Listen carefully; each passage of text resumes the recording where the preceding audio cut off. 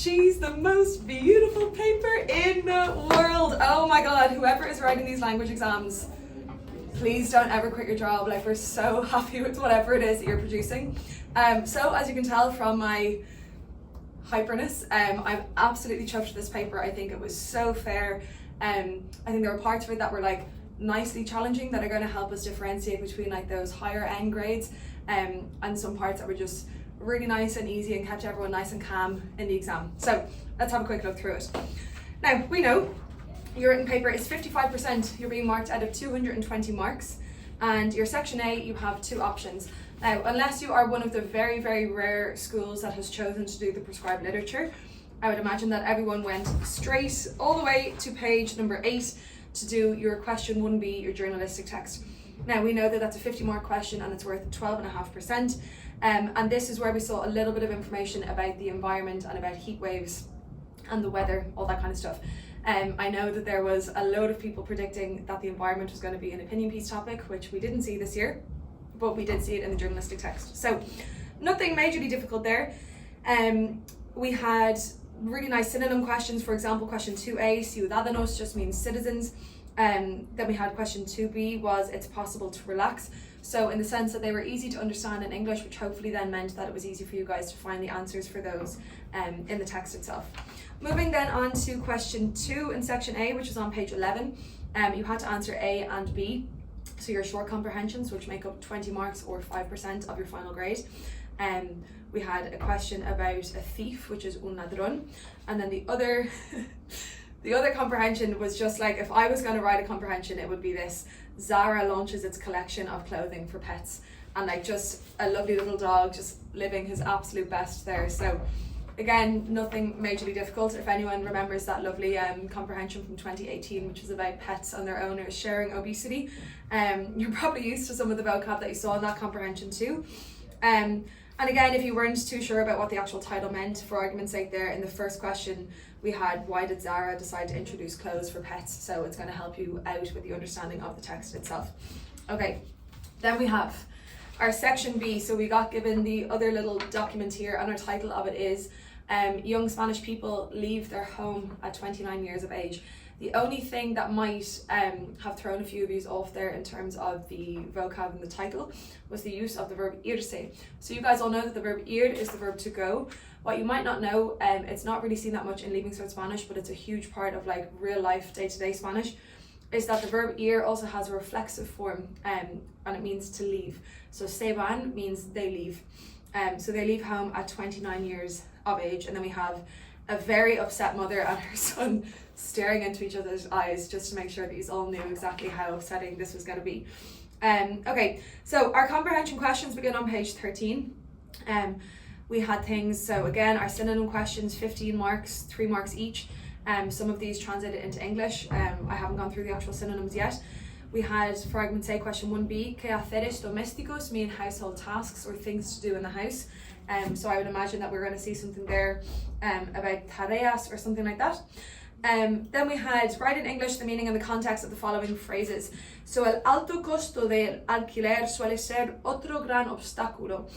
So the high cost of the rent can often be, or is usually, another huge obstacle.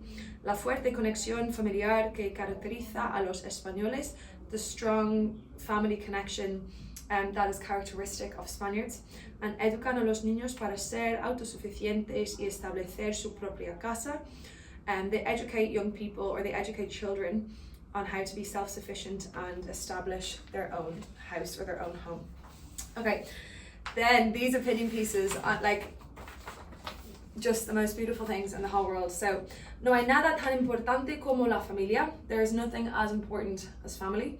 So again, really nice for some of you that might have been really familiar with your answer about your family from your oral exam. You might have got the chance to reuse that vocab here. Ser estudiante en Irlanda es muy caro. Being a student in Ireland is very expensive.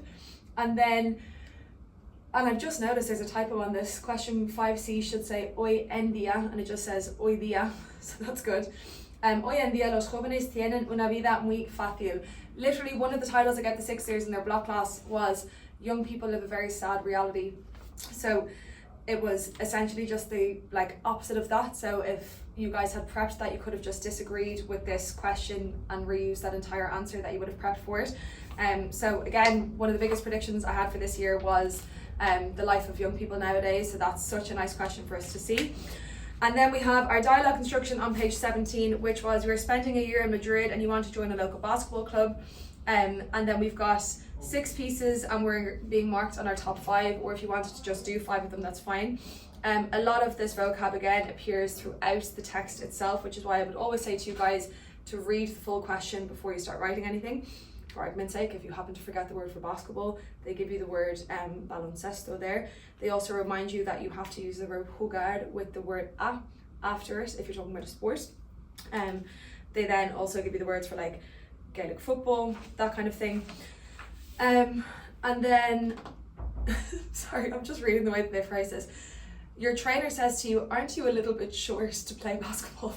And you have to say, that's true, you're not very tall, but you are smart. So essentially we then start pitching ourselves to the poor trainer. But anyway, so again, nothing majorly difficult there, especially if you're more familiar with the older past paper questions for the dialogue. That's probably a lot nicer than what we're used to seeing, which is really good. And then our last question then that we're going to have a look at is our diary entry or our note, which was on page 21. So our diary entry, you've just spent a month traveling in Spain on your own. So I would say there they want you to use the word solo or sola for on your own. Write a diary entry in Spanish mentioning any 4 of the following points. So you've had a great time. So I would assume there they want you to use the structure pasarlo bomba. So something like me lo he pasado bomba, something like that, and explain why. One advantage of traveling alone, una ventaja de viajar solo or sola. Describe an interesting Spanish person that you met. They are testing you there on your knowledge of ser and a star. That do you know that you're using ser for characteristics or traits of people or things. And then this is where, unfortunately, some of you may have got this word wrong. Explain why you don't like the hostel where you were staying. So first thing they're testing you on there is your use of the verb gustar. The word for a hostel, ladies and gentlemen, is not just hostel, it's un albergue. So albergue is the word that they wanted you to use. And if you were talking about the hostel where you're staying, the verb to stay is the verb quedarse. Okay, and how you plan to spend your first day back in Ireland, they're trying to push you closer into the near future. I would also imagine there, for anyone who's trying to get a H1, it would have been a really nice feature for you to use cuando with the subjunctive to say like when I return to Ireland, so cuando vuelva a Irlanda. Or if you did the note, you're staying in Bilbao with your friend Iker. So say you got up early to go for a swim in the sea, so they want you to use the verb levantar to say there. That the kitchen is dirty, but you'll clean it later. The word for dirty is sucio or sucia. If you didn't know that, you might say words like desorganizado or something along those lines. You've both been invited to a party on Friday night. The verb to be invited is ser invitado. And again, they're checking on, do you know when to use like por la noche or de la noche? So for Friday night.